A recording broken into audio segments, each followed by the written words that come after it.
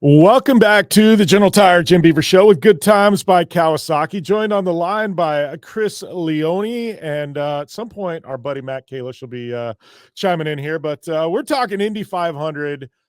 Chris, I started thinking back. I'm like, this is almost 4 years since you and I were at the Indianapolis 500 for the month of May. And I'm like, man, it's almost time to come back, I think. Well, Matt joining us now. We'll pop him in. There he is. there we go.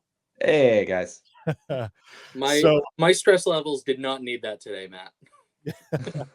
Sorry about that.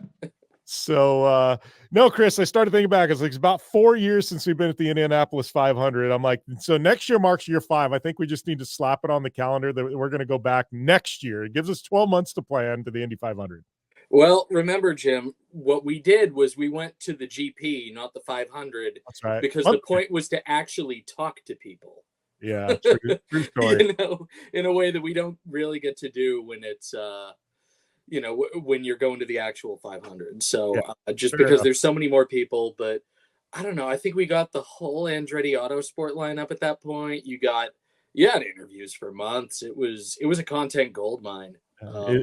Aside from Marco Andretti, who races one race a year now, is there anybody left at Andretti that was there 4 years ago when we did that? No, because Colton wasn't up there yet, was he?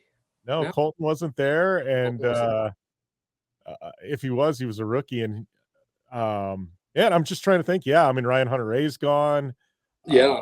It's different landscape, that's for sure. But anyways, this is my favorite, one of my favorite races of the year. Obviously, favorite weekend. We got Monaco, Coke 600. We'll talk about all that at some point. I'm kind of bummed. I was hoping that this, we got to wait another year to see another double duty. We got Larson's going to try it next year.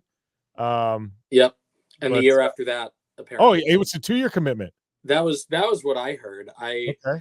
The bigger thing I retained from that was Kyle Busch saying that was the seat that I would have gotten. So okay. I'm more disappointed about that than anything else, because that's the guy I wanted to see do it. I wanted to see if he could outdo his brother.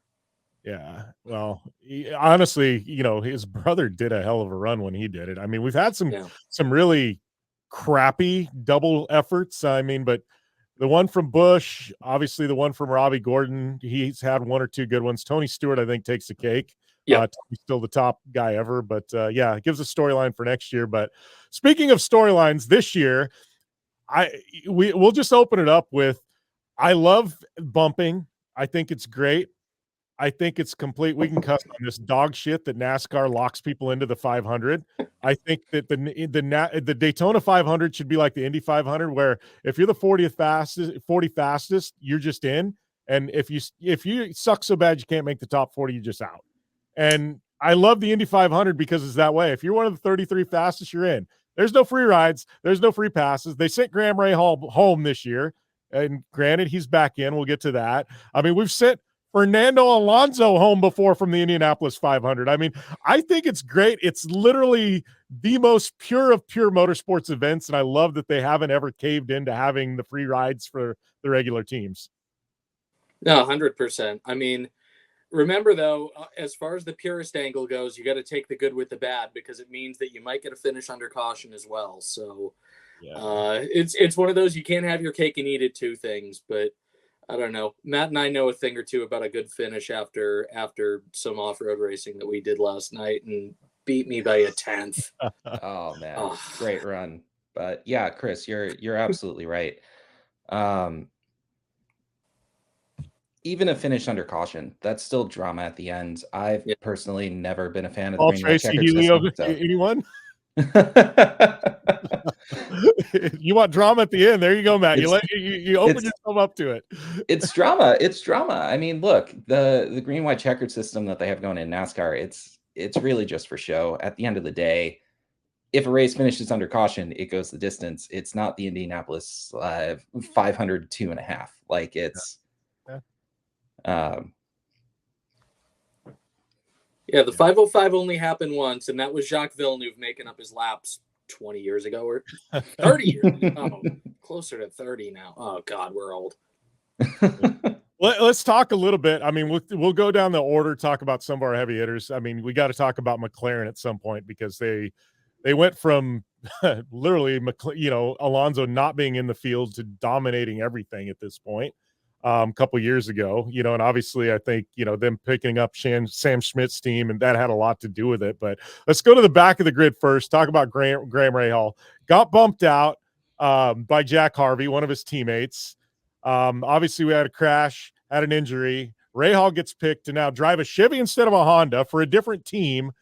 It's kind of a feel-good story for Graham. I mean, it's in a roundabout way. You hate to say that because it's a little bit morbid, but I don't know. That's probably the craziest storyline I've heard. And I think a lot of people thought that he's a Honda driver, wouldn't be able to go to Chevy. One, the politics involved to actually make this happen. Like, I applaud everybody. Graham was the guy. If you're going to have a sub driver, he's the best there was. And for them to work through all the politics and the manufacturers and everything else to make this happen, to me, that's pretty remarkable. 100%. I mean, I can't pretend to get inside anybody's heads as far as that goes, but if I'm Honda and I know what Graham means to me as a manufacturer, I'd rather have him in the race, even if it means a situation like this. I mean, I think if I'm Chevy, I want the best driver available in one of my cars, as we said. And, you could even go back, though, to the sentimentality maybe of the pick. Obviously, Stephen Wilson is the driver who got injured. And, we all have, I think, fond things to say about Stephen's late brother, Justin. But some of Graham's first years as an open wheel driver at the highest level, starting in Champ Car and then the merger happened, Justin Wilson was his teammate over at Newman Haas.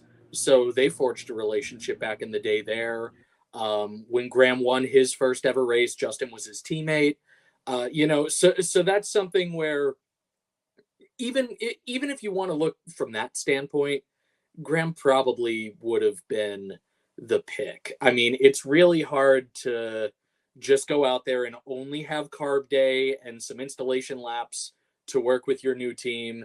Yeah. And carb day wrapped up just before we started recording, and they were pretty low on the timesheets, but you're really just making sure that the car works. I mean, the other thing is it's a long race. It's a 500-mile race. It's a very long day. Sometimes you just have to be patient. I mean, we've even seen with Graham in the past couple of years where he has been one of the best cars in the field, but something happened, ended up wrecking from a chance where he could have won the race. Sometimes you got to do things the opposite way from, what you thought was the right way. The fact that you're on the grid means you have a chance. Yeah. I don't think a lot of people really have a chance to win from starting 33rd, but you could still have a good day. Graham's still running for a championship. The fact that he's getting points at all instead of 0 matters.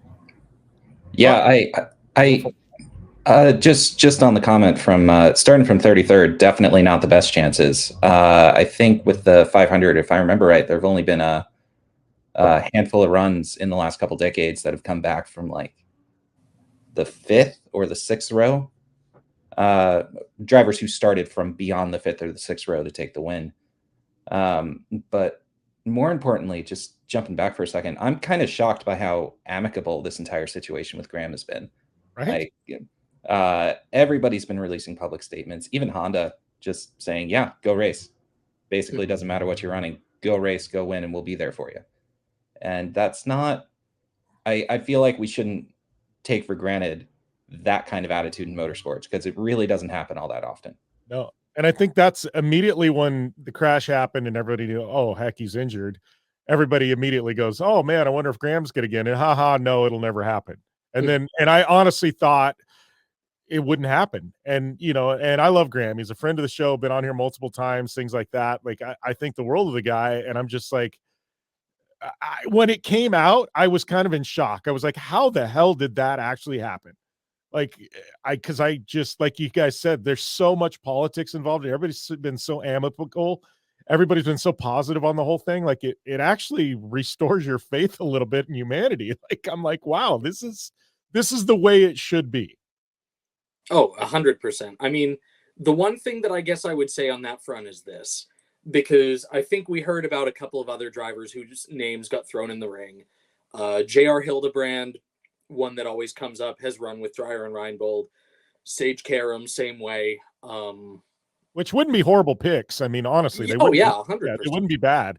But you only had 34 cars show up that were going for 33 spots, which means that there's only one person on the planet who has been running the oval at Indianapolis at 220 plus for 2 weeks getting ready for this thing. Yeah.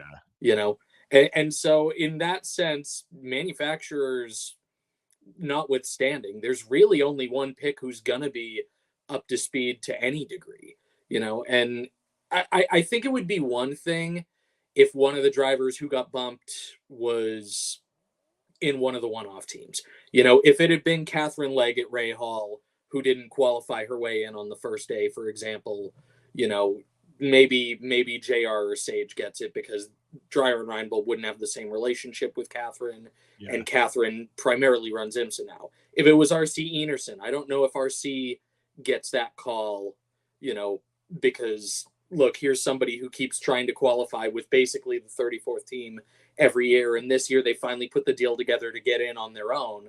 But yeah, in that case, I feel like JR or Sage or somebody else is more likely to get that call than the driver who got bumped. But the fact that it's a multi-time IndyCar race winner, somebody who's a staple of the paddock, somebody who is a leader in the paddock in a lot of ways from a driver's standpoint, and will probably be stewarding a race team for decades to come, you know, you're talking about a driver who has a very high level of professionalism, whether you love or hate him, you know, and I think there are more Graham Rahal lovers out there than Graham Rahal haters, but regardless, you know, that's a different standard. If it was anybody else who was running full-time and a past race winner, they would have gotten that seat. But I mean, we're kind of burying the lead here in that, you know, best wishes to Stefan for a speedy recovery. He works his butt off to get into this race every year, puts a great program together every single time. And, you know, it's a bummer to see him watching it from a hospital bed, but nonetheless, you know, he'll be back stronger too. Here's one of even the bigger story. Obviously him being injured is a huge story, but before we go to the front of the grid, we got to talk. A couple years ago, I mean, it wouldn't have been far-fetched to see 4 Rahal Letterman cars in the top 15. And here we got the 3 that qualified in, 1 that got bumped, and they're all literally the last, 3 of 4 cars on the grid? Like, what the hell has happened to Rahal Letterman? Like, to me, this is crazy that Graham Rahal was even at risk of getting bumped. I mean, he was a guy that could fight for a pole a couple years ago. And you know, it's not his driving abilities. It's just the cars. For some odd reason, they just don't have it at Indy this year. Well, there have been IndyCar's implemented a number of aerodynamic changes on the car this year. I'm wondering if just the way they do their setup hasn't really worked out well with that. You can see the teams that did nail it. Actually, no. If you look back at the actual times over the 4-lap average, Rahal getting bumped, he set a faster average time than the pole sitter in 2015. And that's down to the car. That's down to a number of aero changes that IndyCar's put in place. Yeah, the cars definitely got faster. It's wild to see these times. Oh, yeah, it's the fastest field in 500 history. Who was it? There was somebody earlier in the month that like set a time averaged over 240 miles an hour around 1 lap or something like that. Yeah, we've had a lot of fast time. It was nuts.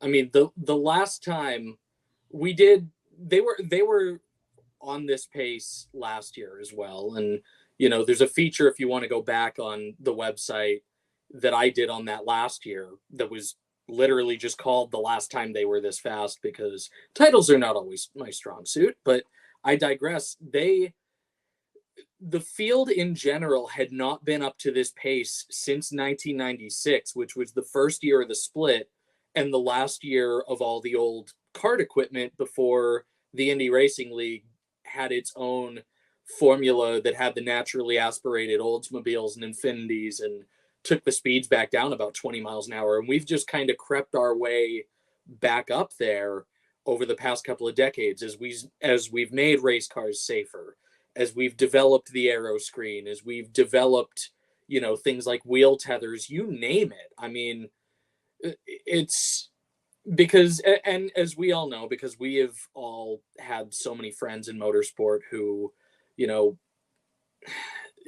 all sorts of situations, the way that the cars have evolved, the way that safety has evolved, Hans devices, things like that. I mean, once you start getting to a point where you really can keep a driver safe, that's, that's really when you can get back up to those speeds. And I mean, even Stefan's wreck, even the wreck with Stefan and Catherine on the Monday that caused Stefan's injury. I mean, you saw a lot of Catherine's car disintegrate, and I wasn't really worried about it as much as Stefan's, because when you see shrapnel flying everywhere from these crashing cars, you know that the energy is dissipating, and that's keeping it away what's from supposed to happen. Yeah, I was so much more worried about seeing Stefan basically go straight nose in and the car not totally give. I mean, we've seen lots of bad wrecks at Indy over the years. Stan Fox had a particularly bad one where you could see his legs kind of dangling out of the car, and he had a lot of surgeries before he was able to race again. He kept his legs, but but seeing that tub, some of that rigidity, it's like, okay, on the one hand, that the driver's safe in there. On the other hand, what energy got transferred?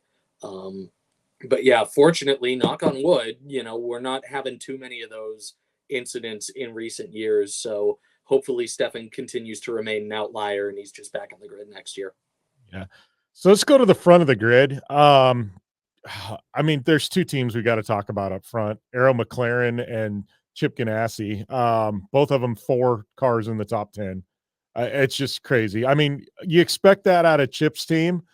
I think out of Arrow McLaren, they've become phenomenal. I mean, they've become one of the top teams on the grid, but I think you go back just a few short years, and I think they had a lot of egg on their face when they showed up and kind of had that co-branded deal with Alonso, and he didn't qualify in, and it was kind of a little bit embarrassing for him. And I think, if we're going to go back to Indy and we're going to go back to IndyCar, we need to do it right. And they're doing everything right. I mean, these guys are just absolutely, it's become, one of the blue chip teams of IndyCar. 100%. I mean, for Tony Kanaan, for starters, supposed last race, you got to love him in the top 10. Like, you just got to love it. I'm more laughing about everybody keeps saying, oh, it's his supposed last race, he wins, he's coming back. Well, yeah. No, I don't know. I think he'd be less likely to come back if he wins again. Yeah, I think you cut it then. But you've got a great team of full-timers in Pato O'Ward and Felix Rosenquist, and now Alex Rossi, who I think just needed the change of scenery from Andretti Autosport. I think he just. I don't think there was bad blood with him and Andretti. I think he appreciates everything Andretti did. Just sometimes you need change. Yeah. Mm-hmm. Yeah. Exactly. Sometimes it just stops working. I mean, and that probably went both ways, because we saw Kyle Kirkwood go win at Long Beach, which is something that Rossi also did in that 27 car. It just, your team changes, your team evolves, and different things happen, and you communicate different ways with different people, and that's how it goes sometimes. But yeah, really impressive to see them. They also probably win the year for special paint schemes, where they're paying tribute to the McLaren Triple Crown, and Alex has the Johnny Rutherford scheme, and Felix has the old Formula One scheme, the Marlboro scheme. The Le Mans winner that's on Pato O'Ward's car, I'm blanking on the year. Sports car racing is not my forte, and I think everybody knows that. But nice to see them do something cool and unique every single year on those cars. Yeah. Yeah. Well, looking at the top 10, you'd mentioned Rossi. I got to say, we got the guy that it's just funny because I remember him from his Formula One days, and it was kind of bananas, and he was in an accident every time. But you can't knock Takuma Sato when it comes to Indy 500. Here's a guy who literally, I'm looking at him sitting in 8th. I guarantee you, as this thing plays out and we start looking, the last 100 miles of this race, somehow Sato is going to be a factor. Isn't he always? I mean, I don't know. It's just crazy. Like he brings his A game there to Indy, you know, and then you know, and obviously the guy that I think is you don't even want to call him a dark horse to win, but Scott Dixon. I feel like he's got another Indy 500 victory coming his way before he retires, which I hope is no time soon because he's still the best driver on the planet, regardless of discipline anywhere. I mean, it's like you ask any Formula One driver, who's the one driver that never got a shot at Formula One that should have? Everybody will say Scott Dixon. Probably. I mean, the thing going back to Sato, you know, like you said, yeah, you look at his career in Formula One, even go look at Marcus Ericsson's career in Formula One, and both of those guys have their faces on the Borg Warner, and Sato has it on there multiple times. It's always wild to me to see which drivers come over from Europe and Asia and get a hold of American open wheel racing and do it successfully, because it's never the kind of driver that, you know, everybody talks about, oh, this person's an F1 world champion, oh, they should have no problem. You know, I mean, I even remember Nigel Mansell, the couple of years that he came over in the 90s. Yeah, he won a title, but he didn't really have all that much success at Indy. I mean, I remember the second time him crashing out with a back marker and was very, you know, animated about that. And that was probably a factor of him going back to F1. But just in general, you know, we've now name dropped Fernando Alonso DNQing how many times? Yeah. You know, it's the same thing. It's, you know, different drivers adapt to different skill sets different ways. Well, and I think, you know, in Alonso's defense, he had that phenomenal run the first year where he had a shot to win the whole thing. And I think it was one of those where it was probably the worst thing that could ever happen to Fernando. One, because he, you know, I think a lot of people go, oh, this is easy. And then two, I think, you know, it's got him, you know, where he's got the itch now, you know, and I don't know. It's just obviously he's having a hell of a year in Formula One right now, but I hope we see Alonso back at some point at the 500 for one more proper run, because I think he's still got a little gas left in the tank there. 100%. I mean, if you're going to have an easy first year, then you better pull a Juan Montoya and win it. Yeah. Yeah, he was borderline doing that. I'm looking at the grid too. You know, you hate to say off pace because they put 3 cars right around the top 15, but Ed Carpenter, I mean, Ed's a good friend of ours. I mean, good friend of the show. I mean, of JB15, we've, you know, had some co-branded teams together, but, you know, to see Ed and his cars not, I mean, I guess we're so used to seeing Ed and, you know, possibly putting 3 cars in the top 3 that this was just a kind of a weird year. That being said, I mean, they got Rinus VK in second spot, but, you know, I just feel like, you know, Daly and Ed just, you don't want to say off pace, but they weren't quite there, you know, I don't know. Well, I mean, I don't know. Think about, you don't want to blow all your speed on pole weekend. You don't want to blow all of your energy and focus, I guess. You know, Rinus being on the front row, fantastic. You've proven you still have the speed, but Ed and Connor are the KG veterans, right? You know, it's Connor had a hell of a run last year. Yeah, exactly. But, you know, does it really matter where you qualify if you know how to find your way to the front? Yeah. And I think Connor does, and I think Ed does. Fair point. I mean, you look at Team Penske, willpower. You know, you look down there at, you know, I mean, what, Joseph Newgarden, you know, they're going to be factors. You know, they're not in the top 10, but, you know, push comes to shove, you know, the guy's going to have a shot to win the thing. Yeah, realistically, anyone in that top 15, top 20, they have a decent shot at it. Yeah. Especially with the amount of talent that's in that kind of almost mid-pack area this year. Yeah. Well, yeah. I mean, Helio Castroneves at 20th, Colton Hurd at 21, Simon Pagenaud at the 22nd spot, Hunter Ray at 18th. You know, I'd love to see Ryan Hunter Ray, you know, do something. He's kind of been a little quiet the last few years, you know, and be kind of nice to see him have one last big hurrah. But yeah, you talk about that mid-pack, Matt. I think you're spot on. I mean, there's some crazy good talent sitting mid-pack. Oh yeah, absolutely. You mentioned a lot of the big names there, but I just keep looking at Helio because he's almost 50. He's what, 48 this year. He says he's going to run the 500 until he's 50 or until somebody won't give him a car anymore. And he's not too far off that last win, right? So I mean, anything can happen, but wants to go down in the record books as he wants that last win. But okay, so one we haven't even talked about. We got to talk about the 4th spot, the feel good story of all feel good stories. AJ Foyt puts a car in the 4th spot with with Ferrucci. I mean, when was the last time we saw AJ Foyt in the top 5 at Indy? I mean, it's been a while. Like, this is definitely a feel good story. I think the entire Foyt camp's got to be just ecstatic, you know, and the chance for AJ Foyt to put a car on the podium at the Indy 500, we haven't been talking about that a very long time.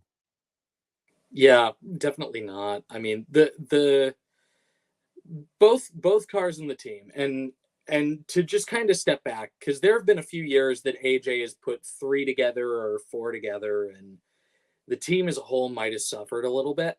You know, when you're doing that extra entry, it's one thing if you're Michael Andretti and you have 87,000 race teams across 26 different championships. You know, that's a all right. Well, this series is off. We're gonna grab those people for a couple of weeks and put them on this car, and it'll be fine. Everything's fine, you know. But having Foyt kind of be pulled back, and you've got the 14 with Ferrucci, and then even Benjamin Peterson, who, to be kind, has not had a great start to his rookie season, has probably been more notable, you know, than anything for just having a couple of major wrecks. But for him to go out there and just lay down some mega laps as a 500 rookie, you know, it's something. It's the opposite of what happened in the Rahal camp, right? You know, the Rahal team from the past couple of years kind of took a quantum leap backwards to be fighting in the last row shootout, and AJ had both cars in the Fast 12. You know, that's definitely a huge step forward. I think it was 99 Kenny Brack, and that was one of the years that Robbie Gordon ran out of fuel. That somebody ran out of fuel late. I think that was the last time that AJ's team won a 500. So it'd be a long time coming. It'd be a quarter century coming to go get another one with either of those guys. I mean, I think the big question, obviously for Peterson, you've never run a race this long before in a car like that. You know, for Santino, I think the bigger question is, you know, seeing them at Carb Day, they were towards the bottom of the charts. So, you know, you don't know what happened with changes in the weather. I'm sure when you've got a fast car, you're not tweaking it too much. But when you start falling off the pace there on Carb Day, you can't let that get in your head. You know, you've got to make sure that you don't worry about that too much, that you just keep going back out on Sunday and do what you did just to get there in the first place. You know, I don't think Santino's the kind of guy to get rattled by that, but regardless, you know, you can't let it seep into your head, because that's going to undo your chances at a good finish before they even start, before you take the green. Absolutely. And with both of those drivers, it's really just about patience and attitude going into it. Like you said, Chris, it's a long race. Both of them, one of them's kind of untested. The other one, we've seen what happens when they start getting frustrated with things. So it's really just about how they're going to handle the second half of that race, where they're at, where they plan on going.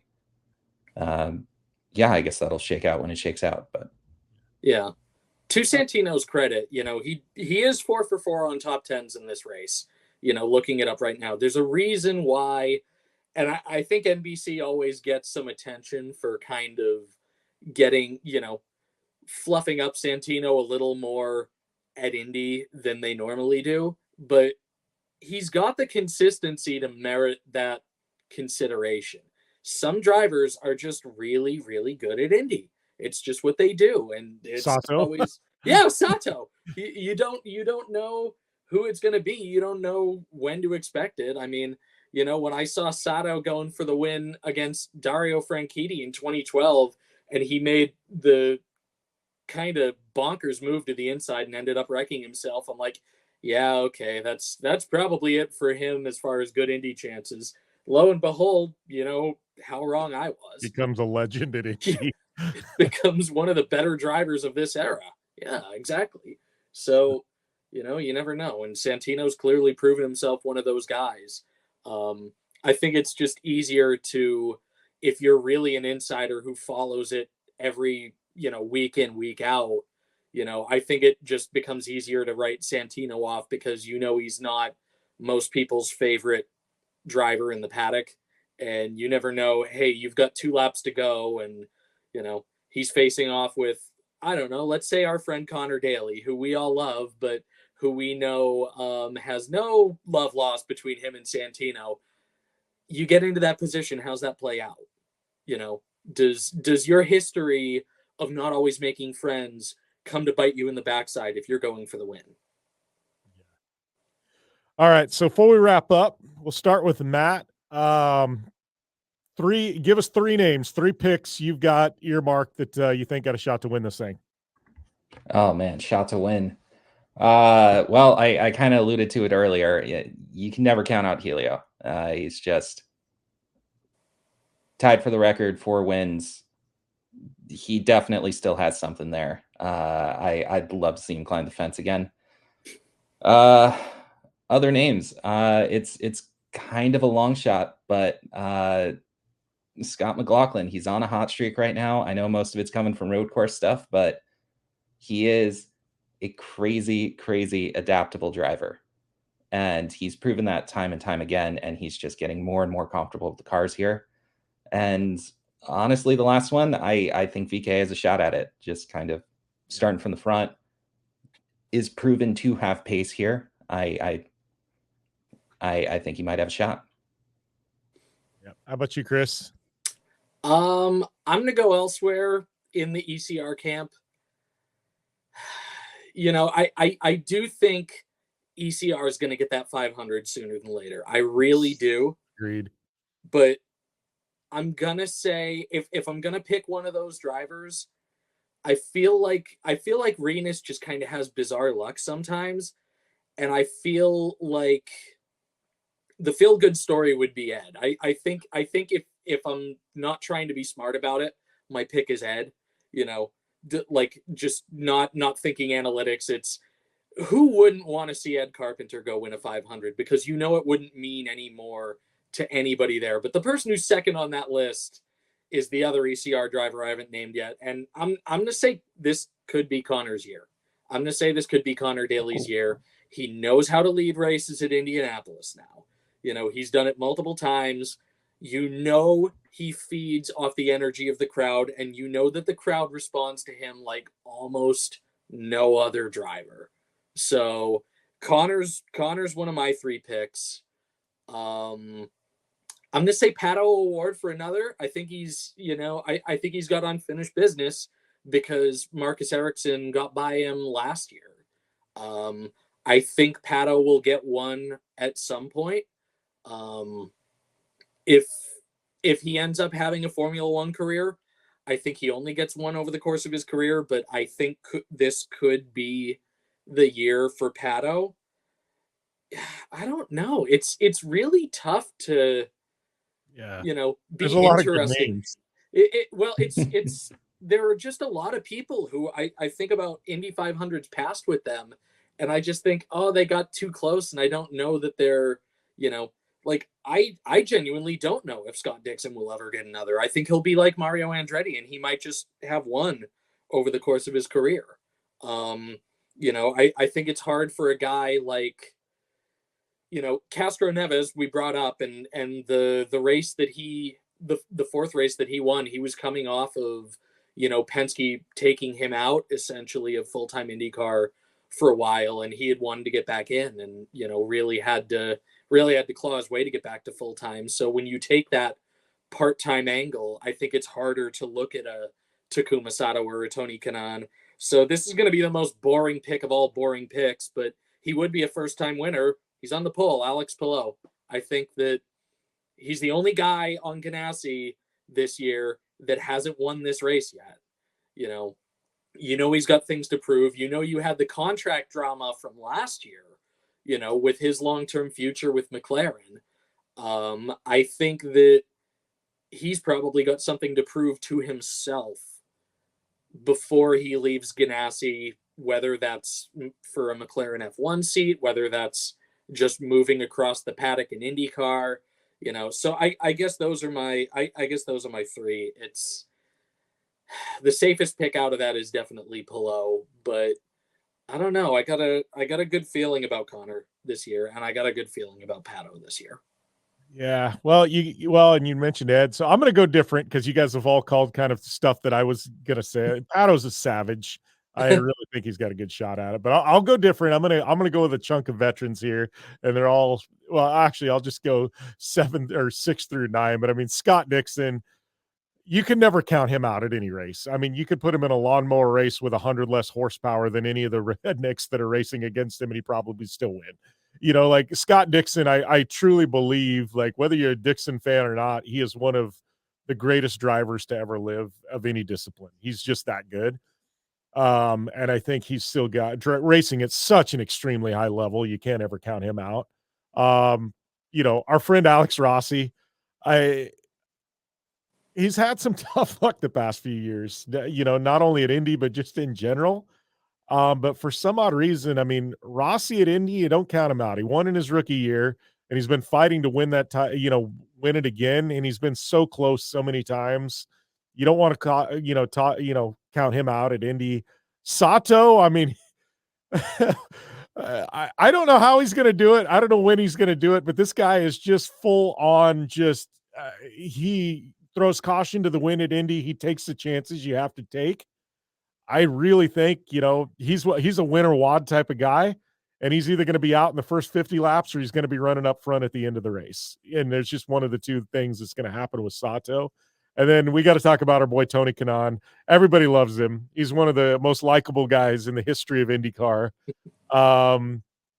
He's in a great position. He qualified well. He's with a phenomenal team. He knows that track as well as anybody in the, on the grid. I really think that Tony's got a shot, if this is actually his swan song, to really put something together and make a push there. And like I said, nobody's got the experience Tony's got there outside of maybe Scott Dixon and Helio. So, I really think that Tony's got a shot at this thing, and it's going to be fun. I mean, I'm a fan of a lot of drivers, but I don't think that there's anybody in America right now, if Tony Kanaan was running up front at the end, that would be sad to see him win this race. Oh, for sure. Can I just say, though, how wild it is between the three of us covering about a third of the field? One Penske driver even gets mentioned. Yeah. One. They've got multiple guys who have won championships. Will Power has won this race before. Matt, you mentioned Scott McLaughlin, and that was it. None of us touch Will Power this whole conversation. None of us touch Joseph Newgarden this whole conversation. That has got to be. I mean, nothing's gonna sting like the year after they won in '94 with the Mercedes and then failed to qualify entirely. But it's got to sting a little bit to be Team Penske and to, I don't know, have your boss own the speedway now and be this much of an afterthought. Well, I mean, to our credit too, not our credit or discredit, we didn't mention any Andretti drivers either, which that is also crazy. So we've got two of the powerhouse teams in IndyCar, and none of us mentioned either an Andretti or a Penske driver outside of McLaughlin. It's kind of crazy. It really, I don't know. And that's what I love. I truthfully, before wrapping up, I'm looking at the 33 car field.